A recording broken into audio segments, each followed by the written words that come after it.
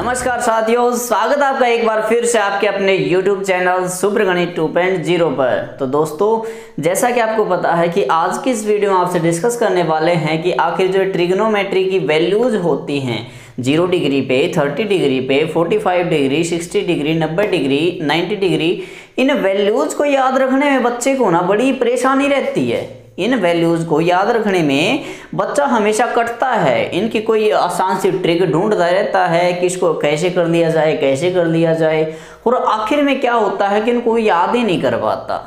अगर आपके साथ भी ऐसी प्रॉब्लम है ट्रिग्नोमेट्रीज वैल्यूज को याद करने में, तो घबराइएगा मत, क्योंकि आज आपके सामने लेकर आया हूं मैं ट्रिग्नोमेट्री से रिलेटेड बहुत ही बेहतरीन ट्रिक। अगर आप इस ट्रिक के बारे में जानना चाहते हैं और अगर आप ट्रिग्नोमेट्रीज वैल्यू को बिल्कुल आसानी से सीखना चाहते हैं, तो बने रहिएगा हमारे साथ आपके अपने YouTube चैनल सुप्रगणित 2.0 पर।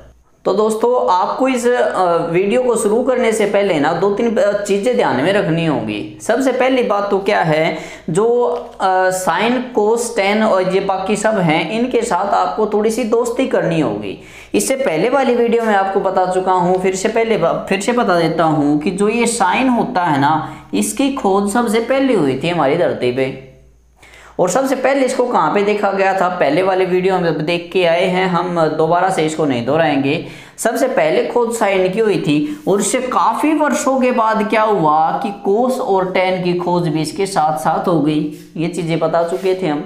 और उसके बाद क्या हुआ कि इन तीनों की खोज होने के बाद ना, इन तीनों के एक एक बच्चे भी आ गए थे।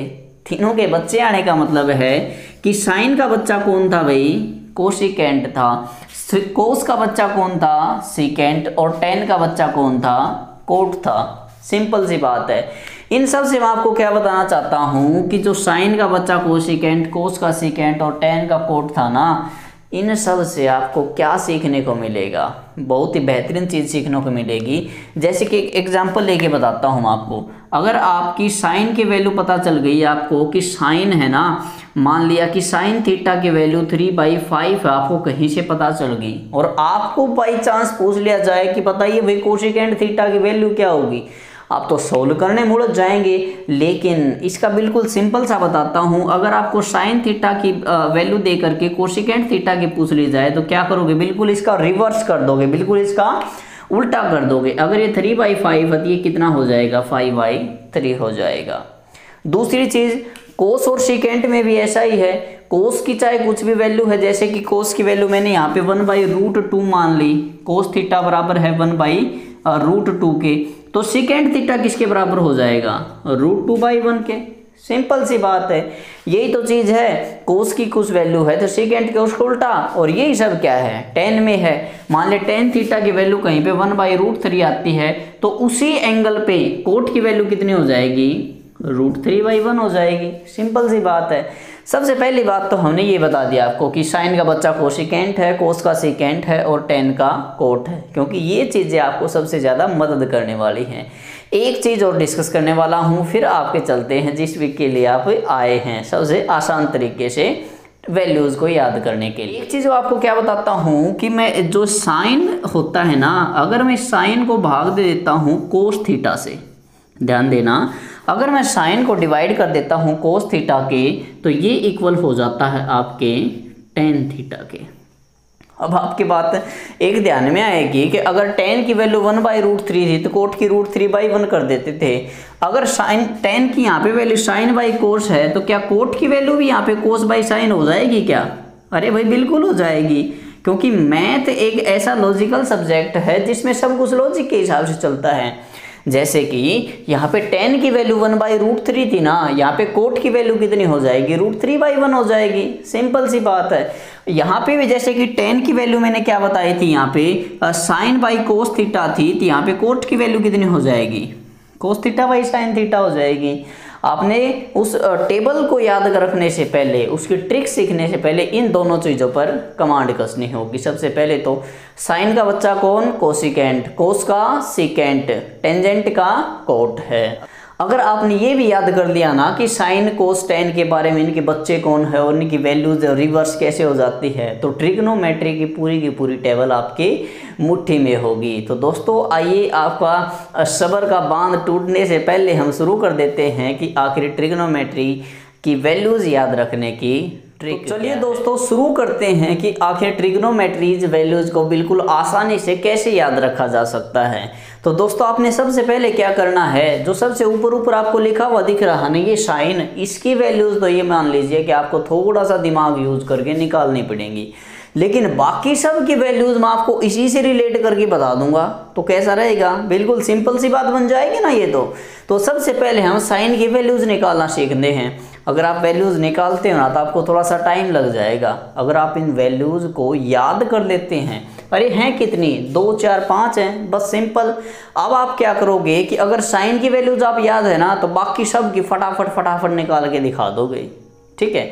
तो सबसे पहले आपको याद तो बाद में कर लेना, हम देख लेते हैं कि आखिर साइन की वैल्यूज आती कहाँ से हैं। सबसे पहले आपने क्या करना है कि सब के नीचे 0 से लेकर के 4 तक की काउंटिंग लिख देती है। 0 1 2 3 एंड 4 लिख दिया, सिंपल सा काम किया है। तो ये याद रखना स्टार्ट 0 से करना है और कहाँ तक जाना है, 4 तक जाना है। फिर उसके बाद क्या करना है, आपने सबको 4 से डिवाइड कर देना है भाई। क्या कर देना है, सबको 4 से डिवाइड कर देना है। 0 से 4 तक काउंटिंग लगी, जहाँ तक काउंटिंग लगी उतने से ही डिवाइड कर दीजिए। 4 तक गिनती लिखी है, फिर 4 से इसको भाग दे दिया।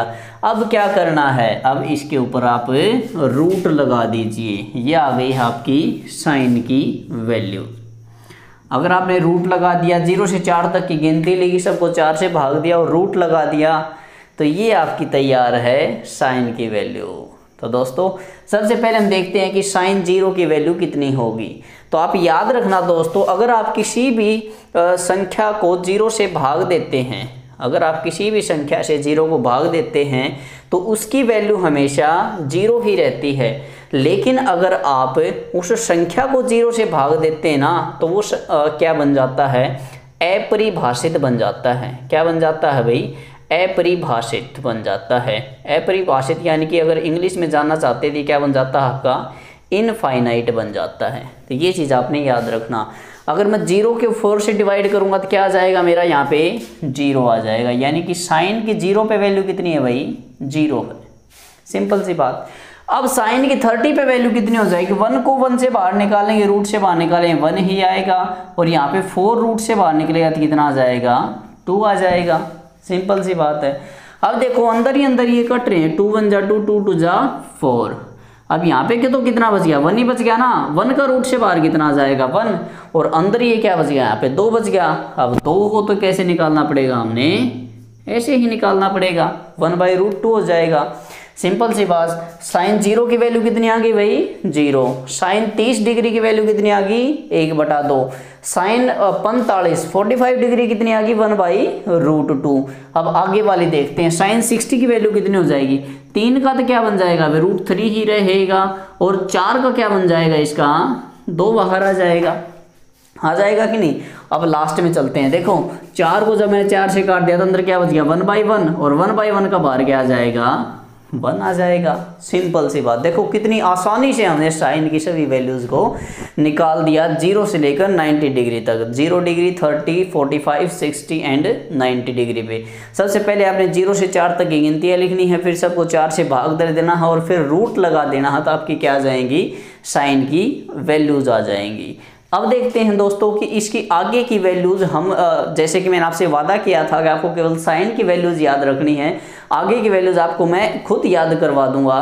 तो देखते हैं हम कैसे याद करते हैं। तो देखिए दोस्तों, साइन की वैल्यूज तो हम निकाल चुके हैं, अब कोस की वैल्यूज निकालते वक्त क्या करेंगे पता है, 90 की मान है वो सब कोस का कितने पे हो जाएगा, 0 पे। कितनी वैल्यू भाई, 1 है ना, तो यहाँ पे कितनी वैल्यू हो जाएगी, 1। मतलब पीछे से लिखना शुरू कर दीजिए।